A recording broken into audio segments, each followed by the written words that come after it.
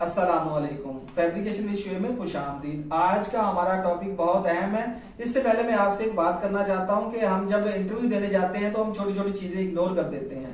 کس لیے اگنور کرتے ہیں؟ ہم کہتے ہیں کہ ہمیں یہ پتا ہے، اوور کانفیڈنس ہوتے ہیں۔ تو جب ہم انٹرویو دینا شروع کرتے ہیں تو وہ چیز جس پہ ہم کہتے ہیں کہ ہم اس کا میں جواب دے دوں گا، تو وہاں بھی ہمیں پھر پریشانی کا سامنا کرنا پڑتا ہے۔ تو اس لیے چھوٹی چھوٹی چیزیں جو ہے کہ آپ اگنور نہ کیا کریں۔ تو آج کا ٹاپک بھی بہت اہم ہے۔ آج ہم بات کریں گے پی پی ای پر کہ پی پی کسے کہتے ہیں اور اس کا استعمال کیا ہے۔ پی پی کا مطلب ہے پرسنل پروٹیکٹیو اکوپمنٹ، ذاتی حفاظتی سامان۔ ٹھیک ہے، اس میں کیا ہے؟ سب سے پہلے ہے safety helmet, safety goggle, year plug, کور آل، dust mask, safety shows, safety horns اور گلوز۔ دیکھیں یہ تو ان کے میں نے نام بتا دیا، میں اس کو تھوڑا سا ڈسکرائب کروں گا، مزید وضاحت کروں گا میں اس کی۔ تو آپ لوگوں نے اب توجہ سے بات کو سننا ہے۔ دیکھیں کوئی بھی انڈسٹری ہے، بے شک وہ میکینیکل ہے، کیمیکل ہے، آئل ریفائنری ہے، آٹو انڈسٹری ہے، تو اس میں جو ورکر ہیں ان کو جو کام کر رہے ہیں ان کو کسی چوٹ سے بچانے کے لیے، کسی حادثے سے بچانے کے لیے ہم پی پیز کو استعمال کرتے ہیں، پرسنل پروٹیکٹیو اکوپمنٹ کو۔ دیکھیں اب میں سٹیپ بائی سٹیپ ان کے بارے میں تھوڑا سا تفصیل سے بتاؤں گا اور آپ لوگوں نے یہ توجہ سے دیکھنا ہے۔ سب سے پہلے کیا ہے؟ Safety helmet. سیفٹی ہیلمٹ کا استعمال کس لیے ہوتا ہے؟ ہیڈ پروٹیکشن کے لیے، سر کی حفاظت کے لیے۔ اس کے بعد ہے سیفٹی گاگل، اس کا استعمال ہوتا ہے آنکھوں کی حفاظت کے لیے۔ دیکھیں جب ہم انڈسٹری میں کام کر رہے ہوتے ہیں، بے شک وہ کیمیکل ہو، بے شک وہ آٹو یا میکینیکل ہو، تو کیا ہوگا کہ اگر کیمیکل ہے، کوئی کیمیکل جو ہے کہ کوئی ذرا ہماری آنکھ میں نہ چلا جائے جس کی وجہ سے آنکھ انجرڈ ہو، کوئی چوٹ لگے یا نقصان ہو، آئز پروٹیکشن کے لیے کیا سیفٹی گاگل کا استعمال ہوتا ہے۔ اسی طرح ایئر پروٹیکشن کے لیے ایئر پلگ کا استعمال ہوتا ہے۔ اس کے بعد ہے کور آل، باڈی کی حفاظت کے لیے کیا ہے؟ کور آل کا استعمال ہوتا ہے۔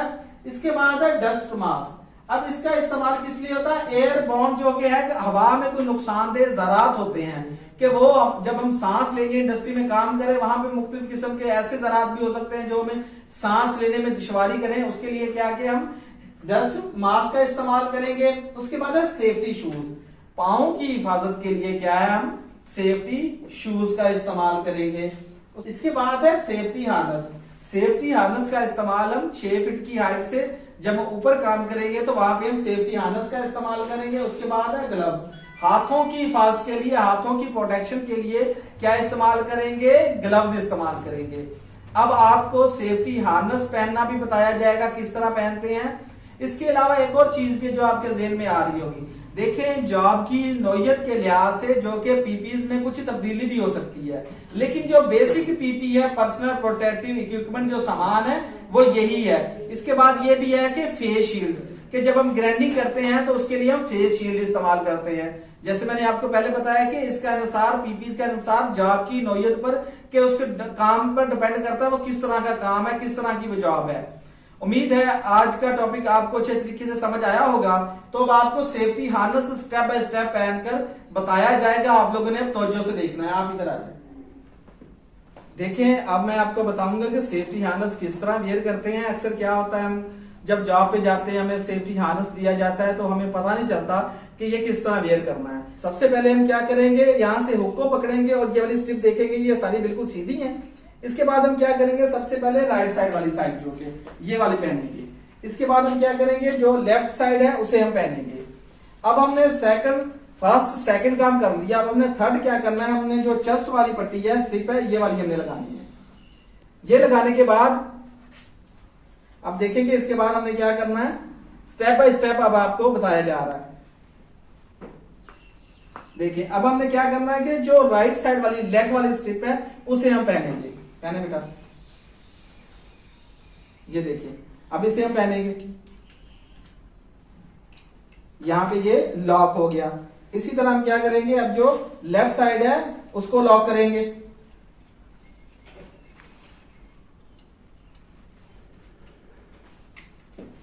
دیکھیں یہاں سے یہ بھی دیکھنا ہے کہ یہ سٹرپ ساری آپ کی بالکل سیدھی ہونی چاہیے، ٹھیک ہے، اور یہ والی جو ہے زیادہ ٹائٹ بھی نہیں ہونی چاہیے اور زیادہ لوز بھی نہیں ہونی چاہیے۔ اب آپ نے لاسٹ ایک کام رہ گیا، وہ میں آپ کو بتاتا ہوں وہ آپ نے کیا کرنا ہے۔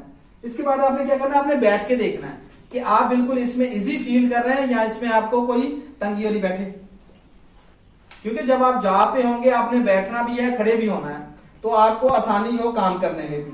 ठीक है, आप इजी फील कर रहे हैं। इसके बाद हमने क्या करना है, जो हुक है वो हुक किस तरह लगाएंगे। देखिए ये डबल हुक है। ठीक है, अब यहाँ पे जो ना अक्सर परेशानी का शिकार हो जाते हैं। ये देखिए ये लॉक इसका, ये अब इसे लॉक लग गया है। अब हम इसे इस तरह खोलेंगे और ये देखिए ये इस तरह हो गया। अब ये जब इसे लॉक करेंगे हम पीछे हुक में लगाएंगे, ये अब निकलेगा नहीं बाहर इसमें से, बैक साइड में वहां। ये देखिए हम यहां पे इसे लगाएंगे। किस तरह लगाएंगे, पहले हम यहां से इसको लॉक को खोलेंगे और यहां पे लगा देंगे। अब क्या करेंगे, यहां से ये लॉक हो गया, अब दबाया नहीं जा रहा। ठीक है, इसके बाद हमें कहां पे लगाना है इसको, सेफ्टी हार्नेस को। ये याद रखना है हमेशा कि जहां पे आप काम कर रहे हैं वहां से ऊपर इसको हैंग करना है, नीचे इसको हरगिज नहीं लगाना।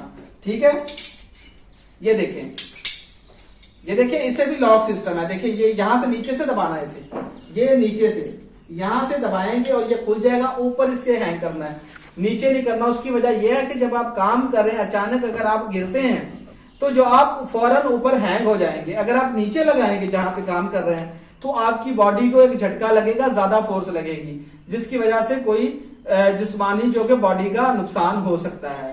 उम्मीद है आज का टॉपिक आपको अच्छे तरीके से समझ आ गया होगा। अगर आप लोगों को मेरी वीडियो से 1% भी फायदा हुआ हो तो अपने दोस्तों के साथ जरूर शेयर कीजिएगा। शुक्रिया।